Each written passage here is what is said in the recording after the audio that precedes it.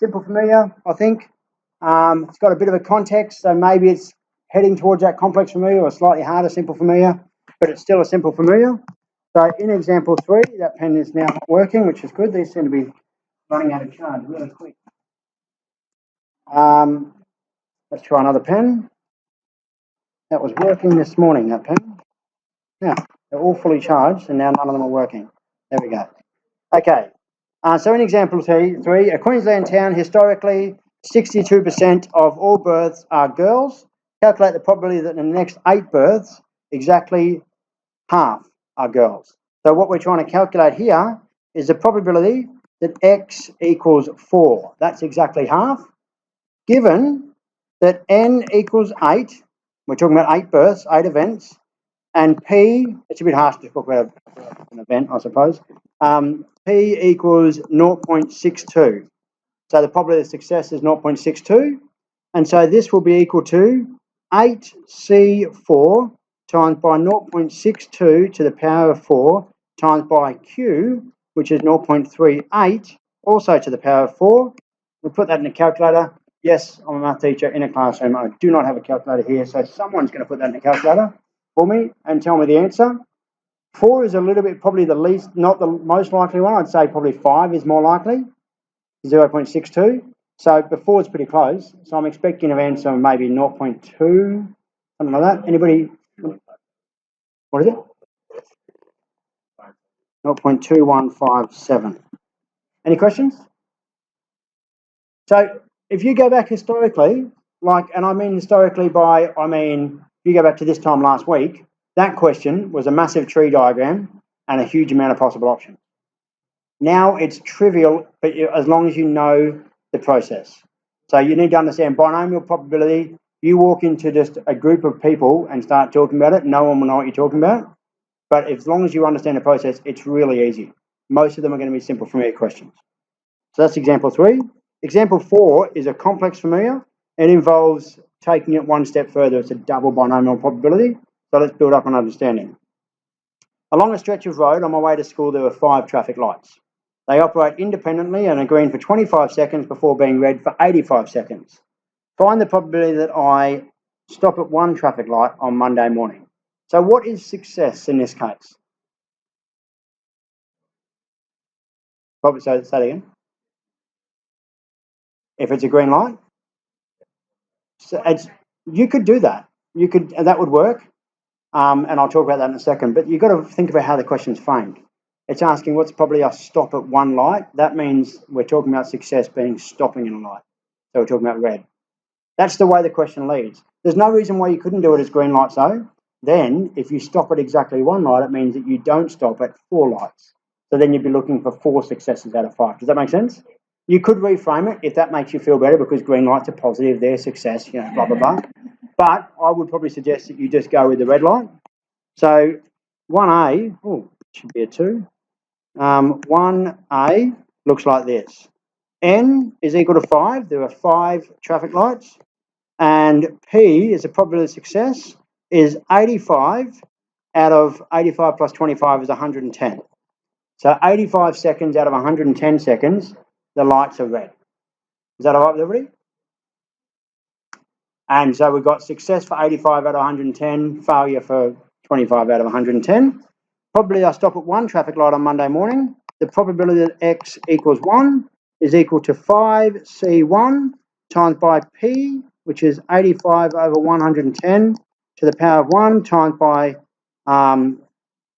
Q, which is 25 over 110 to the power of 4. You might make the option now, by the way, to simplify that. I can see these fractions simplify to 17 over 22 and 5 over 22, but whatever, who cares? It's not the important part of the question. If you can simplify fractions or not, it doesn't really matter. And I think Dylan's maybe working a calculator for me on my behalf. If anybody wants to help Dylan out at any point, you're welcome to. 0.0103. Okay, so there's a 1% chance that I stop at only 1 light. Does that make sense? Well, it seems like the red light's a lot more likely. So stopping only 1 out of 5 when they're more likely, that does seem like a low percentage. chance, so I'm happy with that answer. Question B, stop at 4 or 5 traffic lights. So again, we've got n equals 5, we've got p equals 85 over 110. I want the probability that x equals 4. So remind me at the end to edit this video, edit that bit out. Okay, let's try again. So I've got n equals 5, I've got p equals 85 over 110, and I want the probability of x equaling 4 or 5, and that's an and, can't be and, 4 or 5. That's equal to the probability that x equals 4 plus the probability that x equals 5. Are we happy with that? And this formula is on there, it's got the and or stuff, so you could use that, but the and is 0. There's probably hitting 4 lights and 5 lights can't actually happen in this case. And so this is 5C4 times 85 over 110 to the power of 1 times 25 over 110 to the power of 4. And that's equal to, and then plus, so 5C5 times by 25. Oh, wait, what is this hit? What am I doing? That should be a 4. That should be a 4, that should be a 1. And this should just be 85 over 110 to the power of 5. And I was so slow then, and everything crashed that Dylan's probably already got the answer for me. Or not.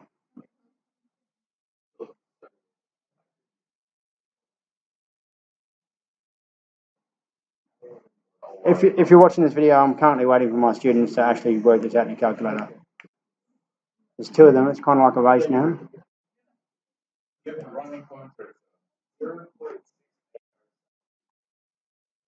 And does that make sense? Okay, 4 and 5 seem like the most likely outcomes because red light's a lot more likely. So 68% chance, I'm pretty happy with that, okay? Doesn't guarantee I'm right or that Dylan's put the numbers in right, but as long as you get a reasonable answer, we can be pretty sure that we've done the right thing. And the last one, stop at 1 or more traffic light. We've got n equals 5, p equals 85 over 110 again. The probability that x is greater than or equal to 1, and this is where you need to realise that we can do this as 1 minus the probability that x equals 0. So this is now understanding that our probability is all out to 1. So we're going to do it this way rather than adding up the probability that x equals 1 with the probability that x equals 2 with the probability that x equals 3, etc. And keep in mind, you can also do this using the binomial tool on your calculator. So if it says technology allowed, and you got a question like this, and it was worth 4 marks, well, use your calculator. You've 1 mark for interpretation, 3 marks for the right answers. That's it. Anyway, 1 minus NC, so 5C0 times by 25 over 110 to the power of 5. And it should be, the probability of more than 1 light should be 99 point something percent. Should be quite high. Is it? 0.9994? Cool. And that's what we expected because it's really unlikely we get 5 green lights in a row when the probability of a green light is so low. So there we go, 0.9994. And then we have question 2. This is the complex familiar. And if we ask question 2 without question 1, it might even be complex unfamiliar. In fact, when we go through the next topic, normal distributions and exponential probability distributions, we could combine a binomial question with a second part that's normal or vice versa, and it does become a good opportunity for a complex unfamiliar. So that's one area we could build that in. So question 2 says, sorry, my voice has changed. I have 34 more days at school. What is the probability that on at least 10 of these days, I will get to school without stopping at any traffic lights? Okay, well in question 1C, I've kind of worked out the probability of not stopping at any traffic lights. And that probability was stop at 1 or more traffic lights is here. Stop at no traffic lights. So I've got n equals 34. And my probability of success stopping at no traffic lights is 0.0006. That's what we just calculated from the previous question, the probability x equals 0. So I'm getting my probability distribution for question 2 by analysing the results from question 1. So it's a system where I've got 34 events, 34 days of school, but each event is built up on a 5-event system, the 5 traffic lights on the way to school. Can everybody see that double event situation going on? So I've got and it's a really complex question, but once you break it down into N and P, it's really easy. Now I just want to work out the probability that X is, probably I get at least 10 of these days. At least means that, actually I'm going to call this Y. It's a new distribution. Y is greater than or equal to 10 is equal to the probability that Y equals 10 plus the probability that Y equals 11 plus all the way up to 34. Or I could do 1 minus the probability that Y equals 0 plus Y equals 1 plus Y equals 2. That's still 9 things.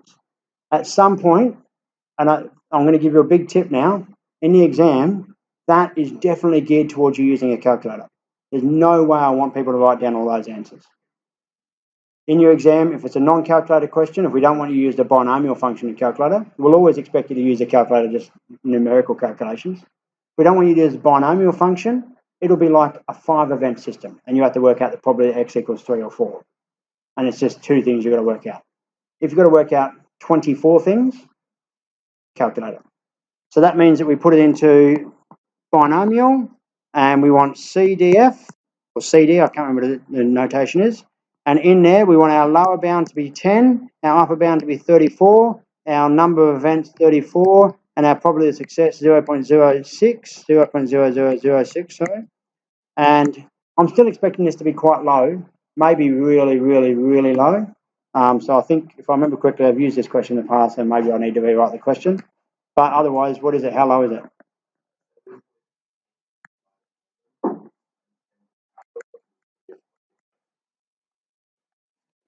So what's that telling us?